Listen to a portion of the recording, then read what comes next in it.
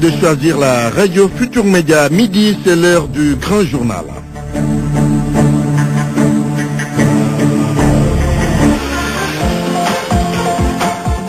Au sommaire de cette édition, Guet Ndar au lendemain du pillage de l'école Cheikh Tidiane Touré. Il n'y a pas eu de cours ce lundi. Le directeur de l'établissement convoqué à la police pour audition. Les parents d'élèves dénoncent les actes de vandalisme auxquels se sont livrés des jeunes en colère. Magal 2016, Magal de Touba bien sûr, à Ziguinchor, les fidèles mourides qui doivent s'y rendre sont inquiets. C'est par rapport aux conditions de traversée du bac de Farafenni. La Royal Air Maroc, donc capitale de la nouvelle compagnie aérienne Air Sénégal SA, un spécialiste de l'aviation civile, recommande au Sénégal d'éviter les erreurs du passé. Et du côté des travailleurs de la défunte compagnie Sénégal Airlines, l'on souhaite un partenariat gagnant-gagnant. L'actualité internationale, les titres avec vous, Georges Detchedjo, bonjour. Au Mali, l'armée encore victime d'une attaque dans le nord. 2 soldats blessés, attaque revendiquée par le groupe Al-Mourabitoun de Mokhtar Belmokhtar. En République démocratique du Congo, démission du Premier ministre Matata, c'est pour permettre la nomination d'un chef du gouvernement issu de l'opposition, comme recommandé lors du dialogue national. Aux États-Unis, Donald Trump promet d'expulser jusqu'à 3 millions d'immigrés clandestins et joue la carte de l'apaisement concernant les musulmans et latinos. Bonjour, chef Tidiane Diagne. Bonjour à vous, Antoine Diouf. Les titres sport. La commission centrale des arbitres juge les décisions de l'arbitre du match Afrique du Sud de Sénégal. L'Amtei est passé à côté de son sujet, dit Francky Gueye, que vous entendrez dans ce journal. À l'UCC, qui se projette déjà vers la CAN 2017. Pour les techniciens, la défaite face à l'Afrique du Sud ne peut nullement impacter sur le moral de sa troupe. Et puis nous allons parler de la Ligue 1 qui va clôturer donc aujourd'hui sa deuxième journée. Ce sera à l'issue de la rencontre prévue au Stade Demba Diop entre l'équipe championne en titre, il s'agit de l'Union sportive de Gorée et de l'Union sportive de Ouakam. Et que pensez-vous des révélations faites par Jeune Afrique dans le dossier Karim Wade? Point de vue, c'est vers 12h30. Bienvenue à toutes et à tous.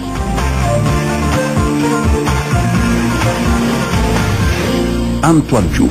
Mesdames, Messieurs, bonjour. Les 2000 élèves de l'école Cheikh Touré de Guet Ndar n'ont pas fait cours ce matin. Les conditions ne s'y prêtaient pas, elles ne s'y prêtent pas encore, pas du tout, dans cet établissement scolaire pillé par des jeunes du quartier de Pêcheurs. Le directeur de l'école a été convoqué par la police pour audition. Pendant ce temps, les parents d'élèves dénoncent que ces jeunes en furie ont commis comme acte. En ligne de Saint-Louis, Mohamed Nabissila. À l'absence du directeur de l'école Cheikh Touré, convoqué à la police pour audition, des instituteurs assis dans la cour, des papiers volants, des tables-bancs, pièces administratives et pièces d'état civil calcinées, ainsi que des portes et fenêtres cassées, constituent le décor triste qu'offre l'école primaire Cheikh Touré de Guet Ndar. Les salles de classe, vraiment, quand on est venu, on avait les larmes aux yeux. C'est le travail d'une vingtaine d'années qui a été, en tout cas, anéanti. Certainement, la police fera son travail et que maintenant, ceux qui sont coupables soient vraiment châtiés.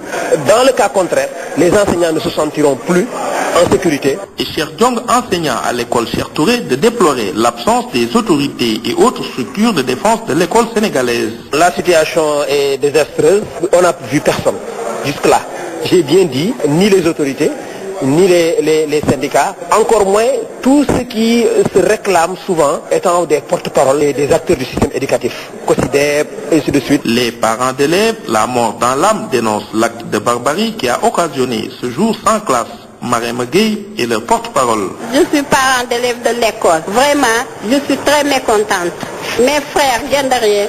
Ce qu'ils ont fait, vraiment, ce n'est pas faisable. C'est pas joli. Les musulmans ne doivent pas saccager les écoles. Vraiment, je suis très mécontente. Les élèves n'ont pas allé à l'école. Quand ils ne vont pas à l'école, vraiment, ça nous pose beaucoup de problèmes. Une enquête est ouverte par la police pour situer les responsabilités du saccage de l'école Cheikh Touré qui accueille près de 2000 élèves.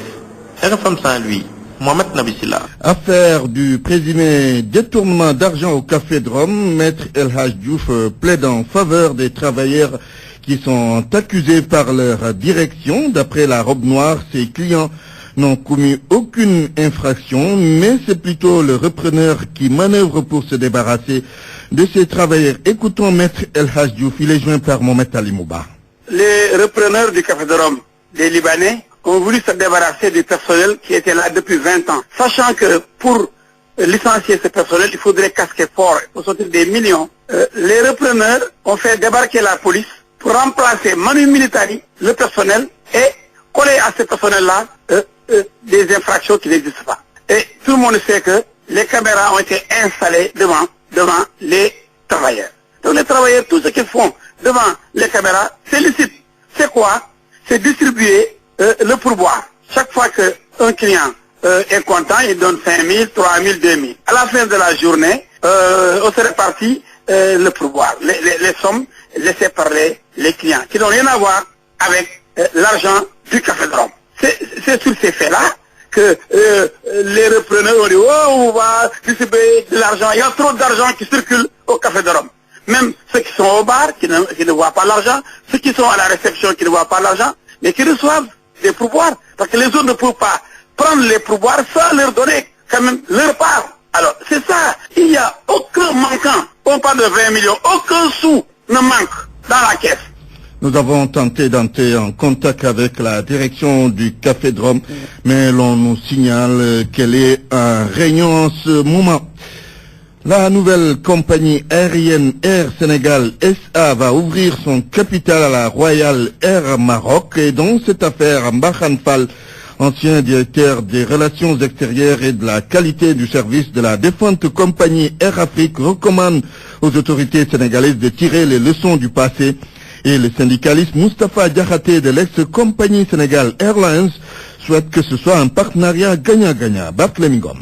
Mbahan Fall, le directeur des relations extérieures et de la qualité du service de l'ex-compagnie Air Afrique, doute de la décision et demande aux autorités d'éviter les erreurs du passé. Moi, je ne ferai pas deux fois la même erreur. Les compagnies aériennes, aujourd'hui, doivent sur le partenariat. Les grandes compagnies telles que Air France, KLM, et ainsi de suite. Enfin, c'est ça, c'est dimensionnel. Aujourd'hui, c'est des très grandes unités pour faire une compagnie aérienne. La compagnie aérienne ne s'improvise pas. Si le Sénégal décide de s'associer ou de se réassocier avec le Maroc, il faut qu'on le fasse quand même dans un contrat gagnant-gagnant. Éviter peut-être les erreurs qui ont été commises. Et bon, a priori, on peut penser qu'en fait, il ne faut pas recommencer la même erreur. Ce retour de la Royal Air Maroc dans le capital de la nouvelle compagnie Air Sénégal SA n'est pas une mauvaise chose en soi, estime Moustapha Diakhaté. Il fait partie des syndicalistes de l'ancienne compagnie Sénégal Airlines. Pour lui, il faut un partenariat gagnant-gagnant. C'est pas une mauvaise chose en soi. Hein. C'est vrai qu'on a eu à collaborer avec la RAM par le passé et ça n'a pas du tout marché. Ça a été plutôt désastreux. Mais en temps, beaucoup d'eau a coulé sous le pont et ça fait maintenant plus de 8 ans. Les choses ont changé. Nous avons une nouvelle compagnie, une nouvelle vision, une nouvelle stratégie. Je crois que ce n'est pas une mauvaise chose de tendre la main à une compagnie aérienne pour qu'elle puisse accompagner la nouvelle compagnie. C'est pas une mauvaise chose en soi. Comme disent certains, chat échaudé craint l'eau chaude. La RAM est accusée d'être un des responsables de la faillite de Air Sénégal International. Son retour dans le capital de la nouvelle compagnie fait craindre certains, mais les acteurs pensent que cette fois-ci, les autorités ne se laisseront pas faire. 12h09, vous suivez le grand journal. Pour moi, RFM, c'est la radio de la réactivité. RFM, partout, tout le temps. Révélation de Jeune Afrique sur l'affaire Karim Wade et les conditions de sa sortie de prison avec un passeport diplomatique confectionné en prison. L'hebdomadaire panafricain a livré en détail les éléments d'un vrai deal. Et Binta Diallo, tout cela prouve que les choses se jouent toujours au-dessus de nos têtes et décrédibilise la justice sénégalaise. Commentaire. Alors que le protocole de Doha était presque devenu une nébuleuse politique, voilà que nos confrères de Jeune Afrique lèvent le lièvre avec des révélations fracassantes sur cet autre deal de Rebus ayant abouti à la libération de Karim Wade. Une information qui vient s'ajouter aux nombreux arrangements politiques qui se font souvent au détriment du peuple sénégalais. Il se trouve que c'est souvent de l'extérieur que l'éclairage arrive et pourtant déjà à l'orée de cette affaire, Idrissa Seck avait cherché à édifier les Sénégalais en parlant de deal international, ce que la majorité présidentielle avait catégoriquement rejeté. Et ces micmacs politiques sous forme de deal, d'arrangement, de protocole ou de compromis à l'insu du peuple ne datent pas d'aujourd'hui. L'on se souvient d'un autre protocole de Rebeuss dans l'affaire des chantiers de Thiès où l'ancien Premier ministre Idrissa Seck avait été envoyé en prison. Une affaire de détournement présumé de l'argent public, encore négociée dans le dos des Sénégalais et jusqu'à l'extinction du soleil, restera également une nébuleuse politique. Des gentleman agreements qui discréditent notre justice et hypothèquent la qualité de notre gouvernance. Une autre affaire qui a pris les allures d'un deal politique, l'affaire Barthélémy Diaz, un deal dont la procédure a été stoppée puis relancée ces derniers temps. L'épilogue judiciaire du procès de Babacar Seye, les Sénégalais nagent toujours dans le flou total de cette affaire aux allures d'un crime politique. Comme quoi, cette volonté d'assainir la gouvernance économique du pays au début du mandat de Macky Sall en prend un sacré coup. Les Sénégalais qui semblent être les dindons de la farce de la classe politique ont bien envie d'être édifiés par la CREI sur les levées d'immunité parlementaire de 3 députés de l'opposition que cette juridiction d'exception avait réclamé et obtenu de l'Assemblée nationale depuis. RFM, partout, tout le temps. Journée internationale de lutte contre le diabète, c'est aujourd'hui une maladie qui touche des milliers de personnes au Sénégal sans distinction d'âge. En vérité, beaucoup de gens ne prennent pas la peine de contrôler leur taux de sucre et ils pensent qu'il suffit de surveiller son alimentation, mais il faut un gros budget pour manger ça. Le reportage de Sornana Tambay. Non, man kay musuma dem. Xawma ko sax. Xawma sax fu ñu koy defee. Souleymane Sarr parle ainsi du test de diabète. Il n'a jamais jugé utile d'en faire. Et le plus étonnant, il ne met presque jamais les pieds à l'hôpital. Je ne suis pas allé à l'hôpital depuis ma circoncision. Je vous jure. Et je suis convaincu de ne pas avoir le diabète. Ces histoires de dépistage, vraiment, ça ne m'enchante pas trop. En plus, il déclare ne pas abuser du sucre.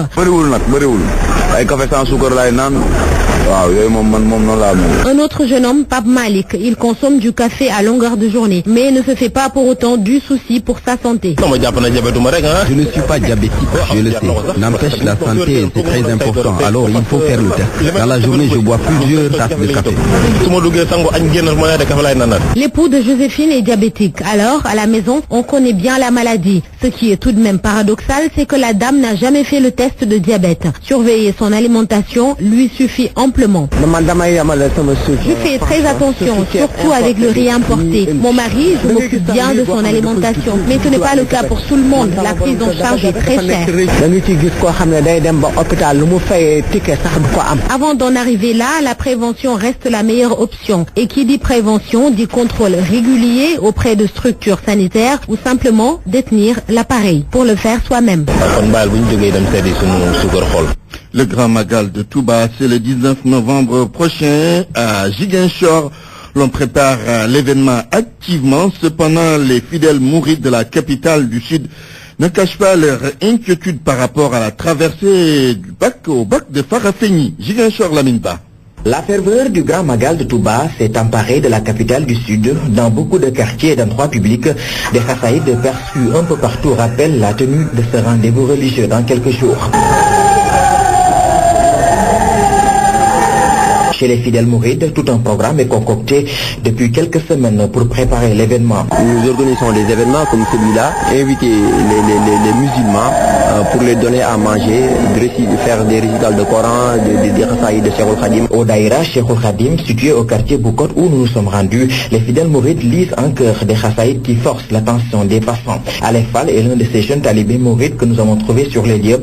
Il nous fait savoir qu'il est fin prêt pour le départ. Destination Touba la Sainte. Nous devons aller à Touba à partir de mardi. Beaucoup de gens doivent partir demain. Les derniers groupes vont partir le jeudi parce que le Magal c'est samedi. Mais les fidèles devant faire le déplacement vers la cité religieuse sont hantés par l'épreuve de la traversée du bac de Farafenni. Ici, les nouvelles qui leur parviennent ne sont pas du tout rassurantes. Nous rencontrons beaucoup de problèmes au niveau du bac. Donc c'est très difficile.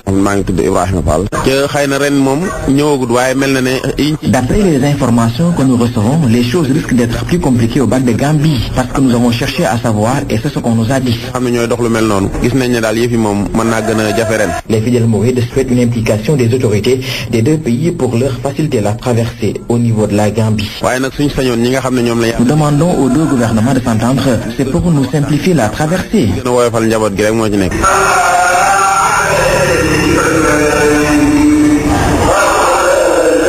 Lamine Baziguinchor, Radio Futur Média. Et puis, Sédhiou attend toujours la réalisation de la boucle du Boudié à Sibikouroto. C'est dans la région. Les populations ont exprimé leur volonté de voir ce chantier achevé. En outre, d'autres doléances ont été posées sur la table lors d'une manifestation religieuse à Sibikouroto. Correspondance Max Euclide Kamfani. La réalisation de la boucle du Boudié, une promesse du chef de l'État aux populations de Sédhiou, une réalisation fortement attendue par ces populations de Sibikouroto. Souleymane Aïdara, porte-parole du marabout de Sibikouroto. Demander aux autorités que nous nous inscrivons dans cette politique d'émergence initiée par le chef de l'État.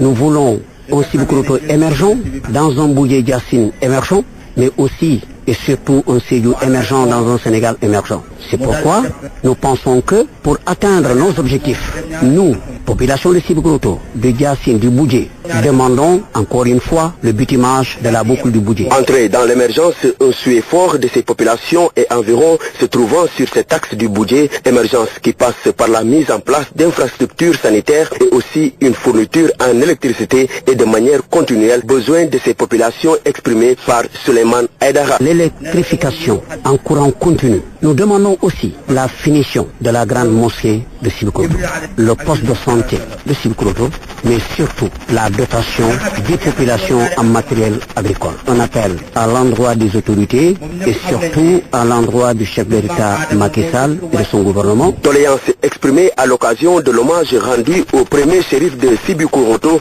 Sidi Aïdara, une occasion pour ces derniers de manifester leur soutien au chef de l'État dans sa politique de modernisation des Dara. Nous le félicitons et nous le soutenons pour sa politique de modernisation des Dara. Max Euclide Kamfani Sédhiou, RFM. L'actualité internationale. Rebonjour Georges Dekediop. Rebonjour Antoine. Le Mali d'abord avec les groupes armés qui semblent dicter leurs lois. Les soldats sont devenus leur cible. 2 soldats maliens ont été blessés dans l'attaque d'une position de l'armée près de Gao. L'attaque dans la nuit de vendredi à samedi a été revendiquée par le groupe Al-Mourabitoun du chef djihadiste algérien Mokhtar Bel Mokhtar. En Mauritanie, un journal victime d'une attaque, l'hebdomadaire L'Éveil, cambriolé dans la nuit de vendredi à samedi. Les interlocuteurs de RFI soupçonnent un acte crapuleux. Le vol survient dans un contexte difficile pour la presse mauritanienne. En Côte d'Ivoire, les élections législatives de décembre prochain, ce sera sans certain Probagbo. Les fondeurs du FPI, le Front populaire ivoirien, ont décidé de ne pas participer au scrutin du 18 décembre prochain. Selon un communiqué écrit par la branche des fondeurs du FPI menée par Abdourahmane Sangaré, le FPI ne prendra pas part aux législatives à venir et pour cause, les conditions techniques, politiques et sécuritaires ne sont pas encore réunies par le gouvernement Ouattara pour les élections inclusives, transparentes et équitables. Mais l'autre branche du FPI, conduite par Pascal Affi N'Guessan, a annoncé qu'elle va prendre part à ces élections. Pour Pascal Affi N'Guessan, la bataille à venir, c'est de mobiliser pour conquérir l'Assemblée nationale. Direction Afrique centrale, République démocratique du Congo. Le Premier ministre Augustin Matata a rendu le tablier. Oui, il a annoncé sa démission pour permettre la nomination d'un chef du gouvernement issu de l'opposition. C'est en application d'un accord sur le report en 2018 de la prochaine présidentielle. Le président Kabila, lui, doit nommer un nouveau Premier ministre ce lundi. Demain, il va s'adresser à la nation. Ce sera devant le Congrès. L'adresse du chef d'État va porter sur l'état de la nation. C'est bien Augustin Matata. Aux États-Unis d'Amérique, le nouveau président élu reste ferme sur sa politique d'immigration. Donald Trump promet d'expulser jusqu'à 3 millions d'immigrés clandestins. Et pour ce qui est des musulmans et des latinos, le successeur de Barack Obama joue la carte de l'apaisement. Baba Aïdara. Comme promis, Hillary Rodham Clinton s'est adressée à ses partisans dans un discours sous le signe de l'espoir. Elle a solennellement demandé aux démocrates d'accepter ces résultats et de regarder vers le futur. Toujours déterminée, elle a appelé les Américains à l'action. Pour elle, l'Amérique était plus divisée qu'elle en croyait. Elle a rappelé aux Américains de prier pour un transfert paisible des pouvoirs, après avoir assuré à Donald Trump de sa collaboration afin de bâtir une Amérique encore plus rayonnante. Elle reconnaît que la défaite est douloureuse. Elle a exhorté en même temps aux Américains de ne jamais cesser de se battre pour leurs droits. Quant au président Barack Hussein Obama, il a félicité Donald Trump et l'invite à la Maison Blanche. Il a aussi reconnu avoir beaucoup de différences de vue sur plusieurs sujets avec Donald, mais il a aussi rappelé que c'était le même cas il y a 8 ans de cela entre lui et le président Bush. N'empêche, l'équipe Bush a été professionnelle durant tout le processus de la transition et a demandé à ces hommes de faire autant. La démocratie américaine a encore parlé. God bless America. Baba Idara, New York City, pour la radio Futur Média. Mais que Donald Trump se le tienne pour dit, il a un adversaire de taille, Boko Haram. Son chef Aboubakar Shekau a déclaré, Antoine, la guerre au nouveau président élu des États-Unis dans un message vidéo.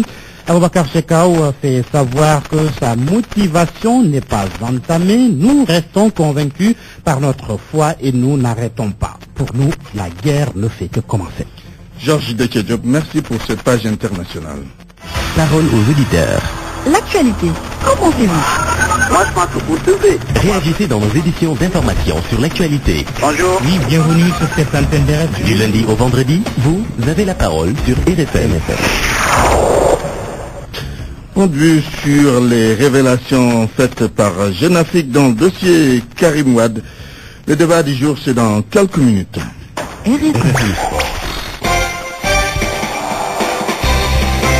Cher Tidiane Diagne, bienvenue. Merci à vous, Antoine Diouf. L'arbitre du match Afrique du Sud-Sénégal, toujours au devant de l'actualité. Deux faits, deux jeux qui ont fini par coûter 3 points au Sénégal, un pénalty litigé en plus d'un coup franc rapidement joué alors que le Sénégal n'était pas en place. Le président de la commission centrale des arbitres conteste les décisions arbitrales du Ghanéen. Francky Gueye, son nom, nous l'écoutons pour plus de détails. Il n'y a pas de penalty, mais là il n'y a pas de doute, hein, parce que d'abord pour qu'il y ait penalty, d'abord pour qu'il y ait faute de main, il n'y a pas de faute de main. Et encore qu'il y ait faute de main, de seulement donne pas le penalty, il faudrait que la main aille vers le ballon. Déjà, mais quand le ballon va vers la main, il n'y a pas de penalty. Et dans ce que nous avons vu, d'abord il n'y a pas de main, aucune main n'était levée, n'a bougé pour aller vers le ballon. Ensuite le ballon est venu taper, ricocher sur les genoux, en tout cas sur les genoux ou la cuisse du joueur sénégalais, sur le deuxième but. La réaction même. Quand l'arbitre appelle, il y a une faute qui a été commise. L'arbitre va vers le joueur qui est à terre. Il appelle un joueur pour donner un carton, on reprend le jeu. Non, ce n'est pas normal non plus. La seule conséquence, c'est de la suspension de l'arbitre. Aliou Cissé, c'est l'entraîneur des Lions du Sénégal. Il se projette vers le futur. Il s'agit donc du premier match perdu, en tout cas par les Lions, cette année-ci. Une défaite à quelques semaines de la CAN Gabon 2017. Cela peut-il saper le moral des Lions? Non, répond le sélectionneur Aliou Cissé. Il est au micro de notre envoyé spécial Babacar Fall. Moi, je sais qu'une défaite ne me démoralise pas. Je crois que j'ai des joueurs aussi qui sont professionnels. Je crois que le football de haut niveau, c'est allié en fait victoire et défaite. C'est vrai qu'on n'a pas gagné. C'est une grosse déception pour nous. On est déçus. Mais comme je vous l'ai dit, c'est un mini championnat qu'on a. Aujourd'hui, l'Afrique du Sud est devant avec 4 points. Nous recevons effectivement le Burkina chez nous. Ce sera un match très important. On ira au Cap-Vert. C'est à la fin en fait qu'on comptera. Mais comme je dis, le mieux c'était au moins de prendre un point ici. Maintenant, comme je dis, c'est pas la CAN, c'est autre chose. On aura le temps d'y penser, d'y aller.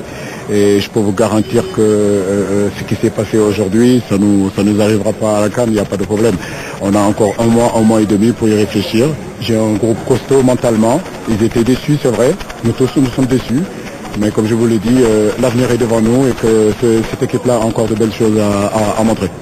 Cher Tidiane Diagne, la Côte d'Ivoire est un deuil. L'ancien international de football Laurent Poko est décédé hier à Abidjan.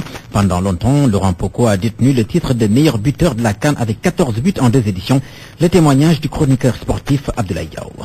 c'était le joyau et la fierté de la Côte d'Ivoire des années 60-70. Du coup, Laurent Pokou devenait le fils spirituel du premier président de la Côte d'Ivoire, son Excellence Félix Houphouët-Boigny, qui avait d'ailleurs du plaisir à le recevoir assez souvent pour l'image qu'il a fini de donner depuis la Côte d'Ivoire vers le continent. Lui, Laurent Pokou, avait déjà réussi, je devrais dire, la percée africaine sous le maillot de la Côte d'Ivoire. Laurent Pokou était justement la référence de ces générations qui avaient donné à la Côte d'Ivoire 2 Coupes d'Afrique en 92 et en 2015. Laurent Pokou, on va le rappeler, a fait de très grands débuts professionnels, lui qui venait de la Côte d'Ivoire depuis ses 70 sélections. Il a connu d'ailleurs une sélection d'Afrique. On se souvient vers le Brésil, Laurent Pokou était avec l'Algérien Adéfi, avec le Tunisien Atouga, l'Égyptien Chehata, les Ghanéens Malik Jabir et John Akwa, les Sénégalais Louis Gomis et Ibrahima Ba Ozobio, les Guinéens Maxime Camara et Petit Sori, les Congolais François Mpelé et Minga Noël, mais aussi le Camerounais Tokoto Jean-Pierre, pour ne citer que ceux-là. Alors, c'est quelqu'un qui ne tombera jamais dans l'oubli, Laurent Pokou, pour ce qu'il a fait pour la Côte d'Ivoire et surtout l'image qu'il a eu à donner du continent africain. Retour sur le football local, oui, avec la Ligue 1 qui clôture cet après-midi sa deuxième journée. Ah oui, au stade Demba Diop de Dakar, à 17h30, l'Union sportive de Gorée, championne en titre, se frotte à l'Union sportive de Ouakam. Notez que le Casa Sport de Ziguinchor et les Girafes sont co-leaders avec le plein de points, c'est-à-dire 6. Et puis pour la Ligue 2 aussi, retenez qu'on va enchaîner aujourd'hui pour la suite de la deuxième journée. Les rencontres au programme, Yego accueille le Dakar Invest Club, les Phosphatiers de l'X de Moro. Ils jouent contre AS Pikine. Ce sont donc les Etix, plutôt les Phosphatiers qui se déplacent. Et puis Port fera face à l'équipe de Dakar Sacré-Cœur hier pour les résultats, car le Football Club a dominé 3-1 les Diamonds de Fatigue, 0 but partout entre Olympique de Ngor et Renaissance de Dakar. C'est le même score entre le Barguette de Kébémer et Africa Promo Foot. C'est bien fini, Antoine, cette page de sport. Cher Tidiane Diagne, merci. RFM, la presse du jour. La presse du jour parcourue par Mohamed Alimouba. Bonjour Alimou. Bonjour. Éliminatoire mondial 2018, Afrique du Sud, Sénégal, 2-1. Les Lions perdent la bataille de Polokwane, titre en 1, Stade Quotidien. Mal entrée dans le match, l'équipe du Sénégal a fait mieux en deuxième mi-temps, mais l'effort n'a pas été suffisant. Conséquence, elle s'incline et perd de fait la première place. Mais aux yeux du populaire, pas de quoi pleurer sur son sort. L'Afrique du Sud a bénéficié de l'aide de l'arbitre. Homme du match, l'arbitre ghanéen a fait perdre le Sénégal en sifflant un pénalty imaginaire. Coutumier des faits, rapporte le journal, Joseph Lamté, déjà suspendu 2 ans par la CAF en 2010. Cheikhou Kouyaté se confesse sur le pénalty, on lui parle, il dit que c'est lui qui décide. Mais pour Aliou Cissé, on n'a pas su faire ce qu'on devait faire. L'arbitre bouffe du lion, souligne l'observateur. La Fédération sénégalaise de football dépose une plainte auprès de la CAF et de la FIFA. L'arbitre gagne le match africain, l'arbitrage maison qui a de beaux jours devant lui. Et il colle à la peau du foot africain depuis des décennies. Avec cette défaite ramenée de Polokwane, notre Walfadrine, les Lions du Sénégal dégringolent à la 3e place du groupe D avec les 3 points. De leur côté, les bourreaux, eux, du week-end, remportent une victoire précieuse qui leur permet d'occuper provisoirement la 2e place du groupe D avec 4 points plus 1. Pour enquête, certes, l'arbitre a fait basculer la rencontre, mais Cheikhou Kouyaté et ses coéquipiers n'ont pas joué pour gagner. Ils ont trop respecté l'Afrique du Sud en première mi-temps en se contentant de gérer le match. Selon Aliou Cissé, repris par le journal, tout n'est pas de la faute de l'arbitre. C'est que pour le quotidien, il y a à dire sur les choix du coach. À vouloir vaille que vaille titulariser des joueurs comme Momo Yamé et Moussa Konati qui ne donnent toujours pas satisfaction, Aliou Cissé plombe souvent l'organisation offensive des Lions. Et malheureusement, quand il décide de se réajuster, note le contraire, c'est souvent trop tard, comme ce fut le cas contre l'Afrique du Sud de samedi dernier.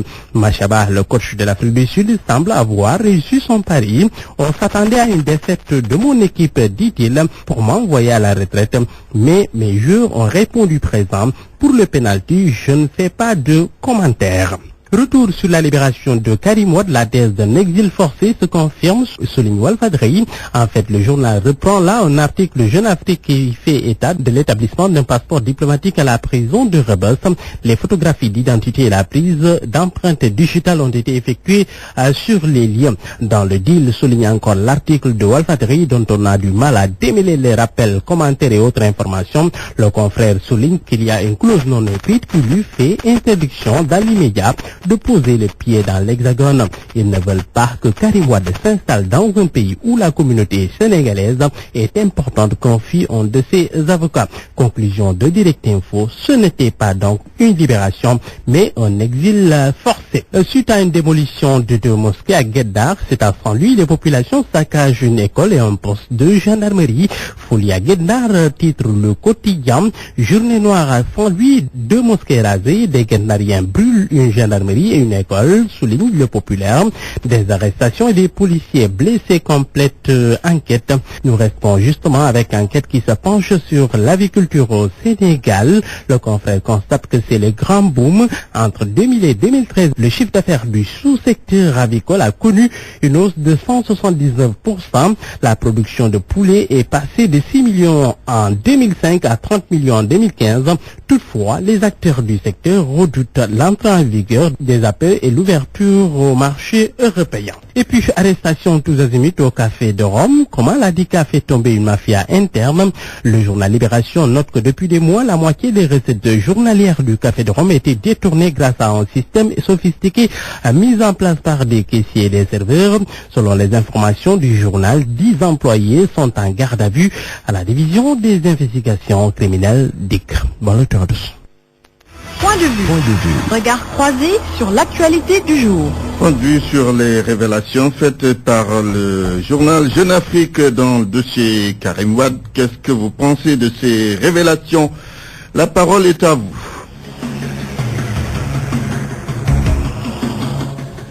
Le premier intervenant, c'est Cheikh Sadibou Fall. Bonjour, monsieur le ministre.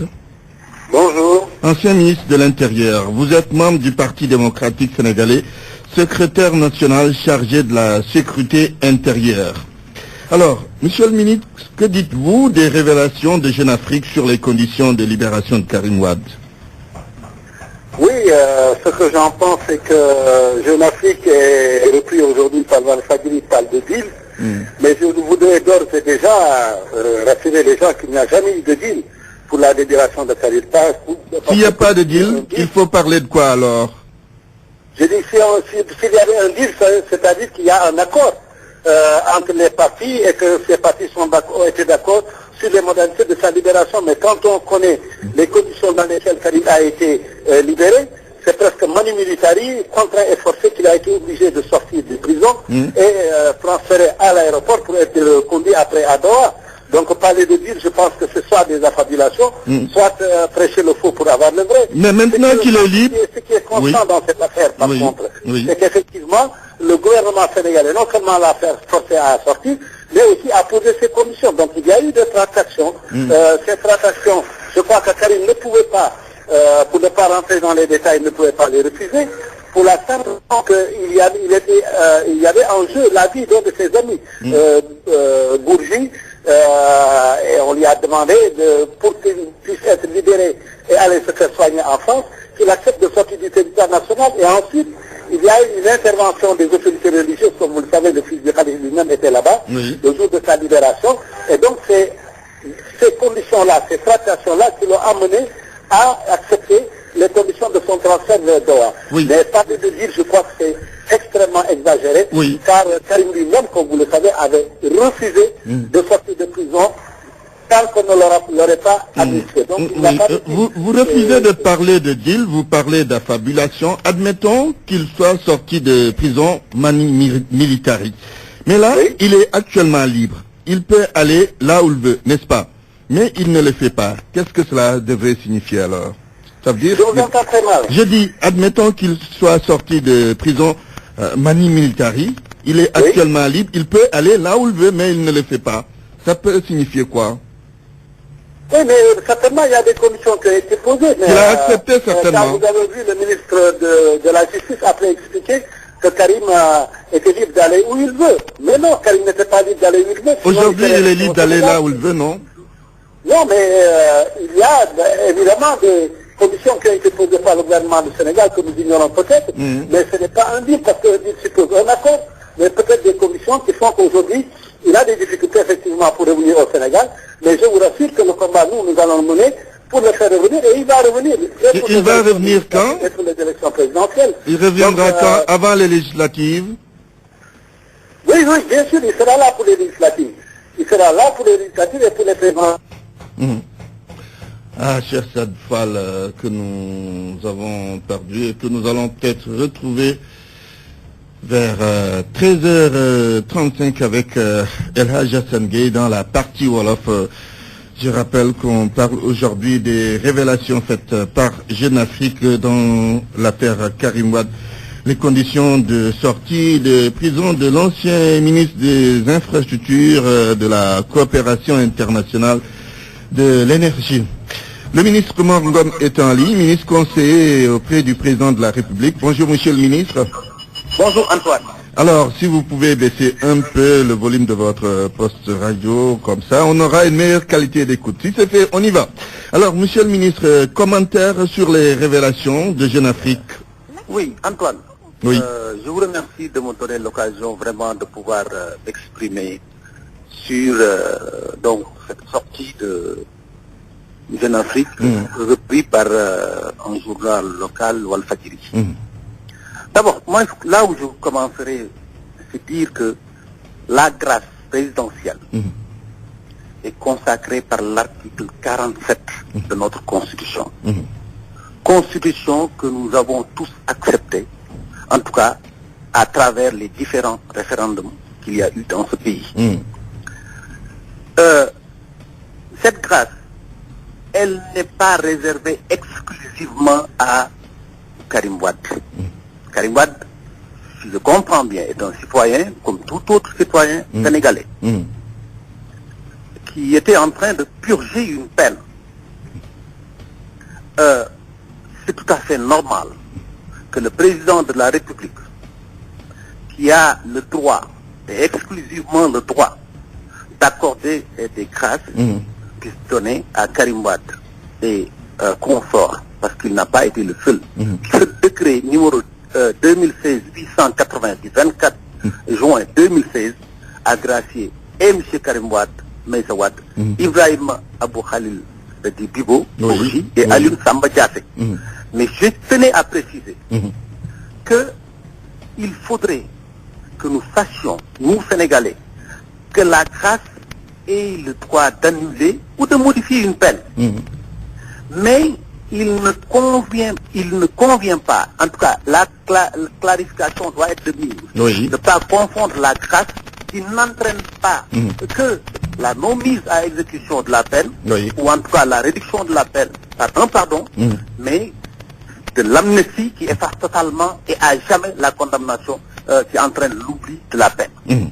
C'est-à-dire, à partir de là, moi je dis Karim Wade est libre. Un homme libre qui a un passeport de surcroît diplomatique. Et franchement, j'interpelle la conscience des Sénégalais. Comment peut-on l'interdire d'aller où il veut? Très bien. Alors, mais dites-nous sincèrement, monsieur le ministre, n'y a-t-il pas anguille sous roche quand on va en prison nuitamment lui faire un passeport diplomatique et le sortir dans les conditions qu'on connaît? Oui, Antoine. Oui. Vous savez, je crois que nous tous, nous avons l'esprit clair, la conscience de pouvoir réfléchir sur des questions et d'en élucider l'essentiel. Je veux dire par là que nous savons très bien la popularité de M. Karim Wade. Nous savons très bien, bien avant sa libération, tout ce qui s'est passé avec depuis le retour de son père. 2 ans après, revenant donc de la France, il n'a parlé que de Karim Wade et de sa libération. On nous disait tantôt qu'il n'y aurait jamais de verdict, qu'il n'y aurait jamais de procès Karim Wade. Il y en a eu, le procès s'est bien passé, le verdict a été annoncé.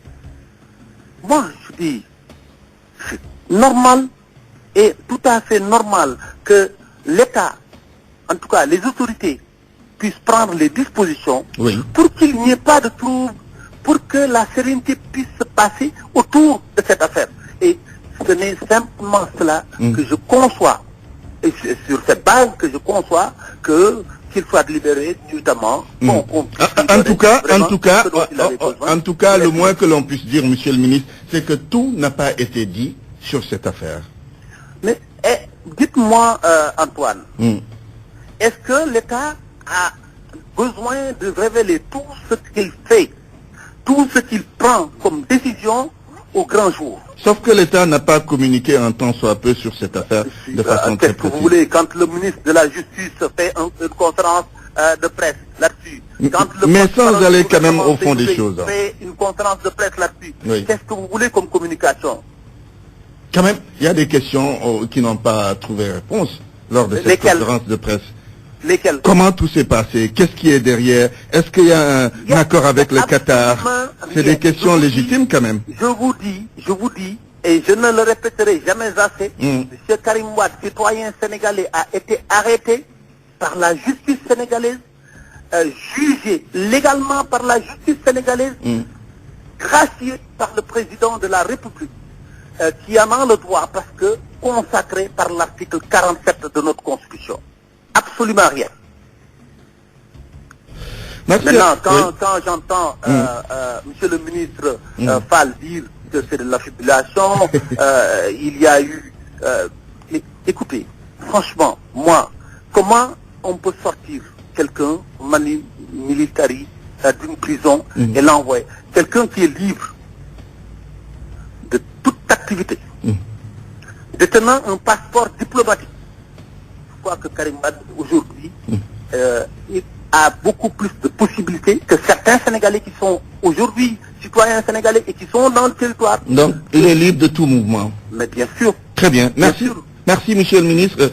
Morgom, ministre conseiller auprès du président de la République. En tout cas, toutes nos excuses à Cheikh Saad Bou Fall, qui aura l'opportunité de se prononcer largement sur cette question à 13h avec El Hadj Assane Gueye. La liaison a été donc interrompue. La météo, avant de boucler cette édition, un ciel parsemé de nuages va prédominer au cours des prochaines 24 heures à partir de demain. Une prédominance de nuages sera notée sur l'ensemble du pays, notamment au centre-ouest, où la présence de nuages denses pourrait occasionner de fines pluies par endroits. Malgré une légère baisse des températures, la sensation de chaleur restera ressentie sur les régions de l'intérieur. À la fin de cette édition, rappel des titres. Guet Ndar, au lendemain du pillage de l'école Cheikh Touré, il n'y a pas eu cours ce matin. Le directeur de l'établissement convoqué à la police pour audition. Les parents d'élèves dénoncent les actes de vandalisme auxquels se sont livrés des jeunes en colère. Magal de Touba 2016 à Ziguinchor, les fidèles mourides qui doivent s'y rendre sont inquiets. C'est par rapport aux conditions de traversée du bac de Farafenni. Et puis la Royal Air Maroc, dans le capital de la nouvelle compagnie aérienne Air Sénégal SA, un spécialiste de l'aviation civile, Mbahan Gomis, Mbahan Fall, recommande au Sénégal d'éviter les erreurs du passé. Du côté des travailleurs de la défunte compagnie Sénégal Airlines, l'on souhaite un partenariat gagnant-gagnant. Journal présenté par Antoine Diouf, à la technique Alun Diassé, réalisation El Hadj Daouda Diouf, à la régie il y avait Pape Oumar Diaw. À 13h, la grande édition à Wolof sera présentée par El Hadj Assane Gueye. Tout de suite, je vous propose de suivre en rediffusion d'Algati Sibar. Excellent après-midi à toutes et à tous.